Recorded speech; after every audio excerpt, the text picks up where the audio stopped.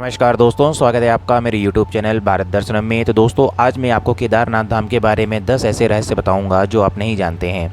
भारतीय राज्य उत्तराखंड में गिरिराज हिमालय की केदार नामक चोटी पर स्थित देश के 12 ज्योतिर्लिंगों में से एक सर्वोच्च केदारेश्वर ज्योतिर्लिंग का मंदिर।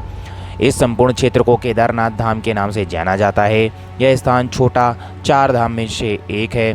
केदारनाथ धाम और मंदिर के संबंध में कई कथाएं जुड़ी हुई हैं। आइए जानते हैं इस संबंध में 10 रहस्यमयी जानकारियाँ। नंबर 1, पुराण कथा के अनुसार हिमालय के केदार श्रृंग पर भगवान विष्णु के अवतार महातपस्वी नर और नारायण ऋषि तपस्या करते थे। उनकी आराधना से प्रसन्न होकर भगवान शंकर प्रकट हुए और उनके प्रार्थनानुसार ज्योतिर्लिंग के रूप में सदा वास करने का वरदान दिया। यह स्थल केदारनाथ पर्वतराज हिमालय के केदार नामक श्रृंग पर अवस्थित है। केदार घाटी में 2 पहाड़ हैं, नर और नारायण पर्वत। विष्णु के 24 अवतारों में से एक नर और नारायण ऋषि की यह तपोभूमि है। दूसरी ओर बद्रीनाथ धाम है, जहां भगवान विष्णु विश्राम करते हैं। कहते हैं कि सतयुग में बद्रीनाथ धाम की स्थापना नारायण ने की थी। इसी आशय से शिव पुराण के कोटि रुद्र संहिता में भी व्यक्त किया गया है। नंबर 2, कहा जाता है जब पांडवों को स्वर्ग प्रयाण के समय शिव जी ने भैंसे के स्वरूप में दर्शन दिए थे, जो बाद में धरती में समा गए। लेकिन पूर्णतः समाने से पूर्व भीम ने उनकी पूंछ पकड़ ली थी। जिस स्थान पर भीम ने इस कार्य को किया था उसे वर्तमान में केदारनाथ धाम के नाम से जाना जाता है।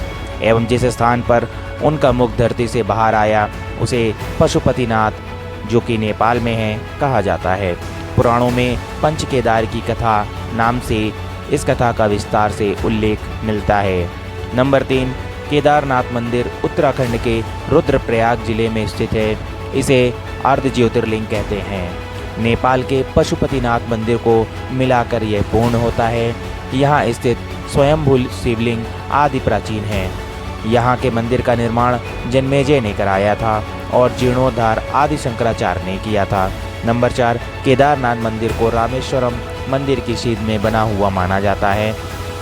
उक्त दोनों मंदिरों के बीच में कालेश्वर, श्री कालाहस्ती, एकम्बेश्वर, अरुणाचल मंदिर, तिलई नटराज मंदिर और रामेश्वरम आता है। ये शिवलिंग पंचभूतों का प्रतिनिधित्व करते हैं।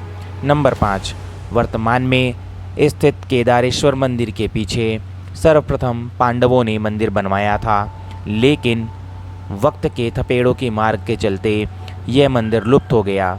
बाद में 8वीं शताब्दी में आदि शंकराचार्य ने एक नए मंदिर का निर्माण कराया, जो 400 वर्षों तक बर्फ में दबा रहा।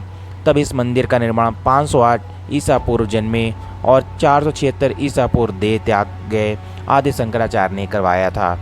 इस मंदिर के पीछे ही उनकी समाधि है। इसका गर्भगृह अपेक्षाकृत प्राचीन है, जिसे 80वीं शताब्दी के लगभग का माना जाता है। पहले 10वीं शताब्दी में मालवा के राजा भोज द्वारा और फिर 13वीं सदी में मंदिर का जीर्णोद्धार किया गया। 400 सालों तक कैसे बर्फ में दबा रहा केदारनाथ का मंदिर, और जब बर्फ से बाहर निकला तो पूर्णतः सुरक्षित था। देहरादून के वाडिया इंस्टीट्यूट के हिमालयन जियोलॉजिकल वैज्ञानिक विजय जोशी के अनुसार 13वीं से 17वीं शताब्दी तक यानी 400 साल तक एक छोटी हिमयुग आया, जिसमें हिमालय का बड़ा क्षेत्र बर्फ के अंदर दब गया था। उसमें यह मंदिर क्षेत्र भी था। वैज्ञानिकों के अनुसार मंदिर की दीवार और पत्थरों पर आज भी इसके निशान देखे जा सकते हैं। दरअसल केदारनाथ का यह इलाका चोराबरी ग्लेशियर का एक हिस्सा है। वैज्ञानिकों का कहना है कि ग्लेशियरों के लगातार पिघलते रहने और चट्टानों के खिसकते रहने से आगे भी इस तरह का जल प्रलय या अन्य प्राकृतिक आपदाएं जारी रहेंगी। नंबर 6, दीपावली महापर्व के दूसरे दिन शीत ऋतु में मंदिर के द्वार बंद कर दिए जाते हैं। 6 माह तक मंदिर के अंदर दीपक जलता रहता है। पुरोहित ससम्मान पट बंद कर भगवान के विग्रह एवं दंडी को 6 माह तक पहाड़ के नीचे ऊखी मठ में ले जाते हैं। 6 माह बाद मई माह में केदारनाथ के कपाट खुलते हैं। तब उत्तराखंड की यात्रा आरंभ होती है। 6 माह मंदिर और उसके आसपास कोई नहीं रहता है, लेकिन आश्चर्य की बात है कि 6 माह तक दीपक भी जलता रहता और निरंतर पूजा भी होती रहती है। कपाट खुलने के बाद यह भी आश्चर्य का विषय है कि वैसी की वैसी ही साफ सफाई मिलती है जैसी कि छोड़कर जाते हैं। नंबर 7, पुराणों की भविष्यवाणी के अनुसार इस समूचे क्षेत्र के तीर्थ लुप्त हो जाएंगे।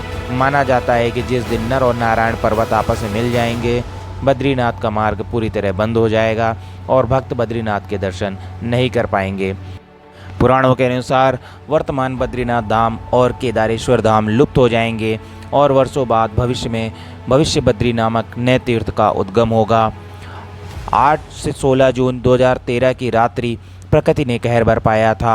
जल प्रलय से कई बड़ी बड़ी और मजबूत इमारतें ताश के पत्तों की तरह ढहकर पानी में बह गईं, लेकिन केदारनाथ के मंदिर का कुछ नहीं बिगड़ा।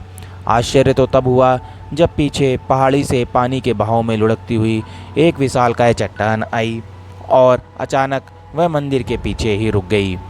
उस चट्टान के रुकने से बाढ़ का जल 2 भागों में विभक्त हो गया और मंदिर कहीं ज़्यादा सुरक्षित हो गया। इस प्रलय में लगभग 10,000 लोगों की मौत हो गई थी। नंबर 9, यह मंदिर कटवा पत्थरों के भूरे रंग के विशाल और मजबूत शिलाखंडों को जोड़कर बनाया गया है। 6 फुट ऊंचे चबूतरे पर खड़े 85 फुट ऊंचे, 187 फुट लंबे और 80 फुट चौड़े मंदिर की दीवारें 12 फुट मोटी हैं। यह आश्चर्य ही है कि इतने भारी पत्थरों को इतनी ऊंचाई पर लाकर व तराश कर कैसे मंदिर की शक्ल दी गई होगी। खासकर यह विशालकाय छत कैसे खंभों पर रखी गई। पत्थरों को एक दूसरे में जोड़ने के लिए इंटरलॉकिंग तकनीकी का इस्तेमाल किया गया है। नंबर 10, केदारनाथ धाम में एक तरफ करीब 22,000 फुट ऊंचा केदार, दूसरी तरफ 21,600 फुट ऊंचा खर्च कुंड और तीसरी तरफ 22,700 फुट ऊंचा भरत कुंड का पहाड़। न सिर्फ 3 पहाड़ बल्कि 5 नदियों का संगम भी है। यहाँ मंदाकिनी, मधुगंगा, क्षीरगंगा, सरस्वती और स्वर्णगौरी, इन नदियों में अलकनंदा की सहायक मंदाकिनी आज भी मौजूद है। इसी के किनारे है केदारेश्वर धाम। यहाँ सर्दियों में भारी बर्फ़ और बारिश में ज़बरदस्त पानी रहता है। यहाँ कब बादल फट जाएं और कब बाढ़ आ जाए कोई नहीं जानता। तो दोस्तों, इसी के साथ मैं अपनी इस कथा का समापन करता हूँ। अगर आपको मेरा वीडियो पसंद आया हो तो मेरे चैनल को लाइक शेयर और सब्सक्राइब करना ना भूलें। धन्यवाद।